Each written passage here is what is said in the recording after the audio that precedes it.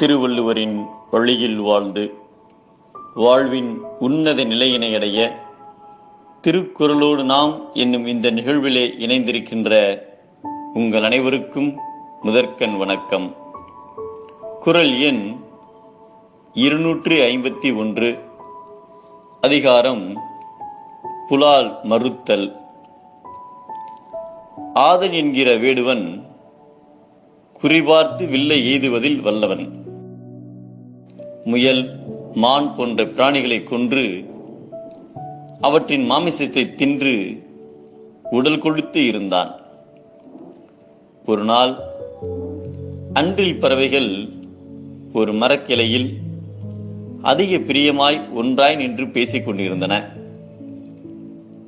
அதை பார்த்ததும் அன்றில் பறவையின் கரியை தின்ன ஆசைப்பட்டான். ஆதன் வில்லினை எடுத்தான், ஓர் அம்பை தொடுத்தான். அம்பு வாய்ந்ததில் ஒரு பறவை துடிதுடித்து கீழே விழுந்தது. அதனை கண்டதும் இணைப்பறவை அலறி கூவி அந்த காட்டையே அதிர வைத்தது. அப்பொழுது அவ்வழியே நதியை நோக்கி நீராட வந்த வால்மீகி முனிவர் அந்த அவல நிலையை கண்டார். அப்பறவையின் மீது உள்ளம் உருகி மருகி வேடனை நோக்கி, வேடனே, நீ மூடனாய் எவ்வளவு பெரிய தீமை செய்தாய்! பிரியமாய் மருகி இருந்த அன்றில் பறவையில் ஒன்றை அநியாயமாக கொன்று விட்டாயே. இந்த பாவத்தால் நீ நீண்ட காலம் துயரமடைவாய். அருள் இல்லாத மருளனே என்று பரிவாய் வெகுண்டார். தீய புலாலை உண்டதினால் வாழ்வில் மிகவும் கஷ்டப்பட்டு கடைசியில் இறந்தார்.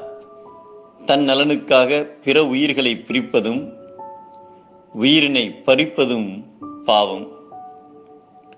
தன்னுடைய உடலினை வளர்ப்பதற்காக பிற உயிர்களை கொன்று அதனுடைய புலாலை உண்ணுபவருக்கு அருள் கிடைக்காது என்பதை தன்னூன் பெருக்கற்கு தான் பிரிது ஊனுண்பான் எங்கனம் ஆளும் அருள் என்கிறார் நம் தெய்வப்புலவர் திருவள்ளுவர்.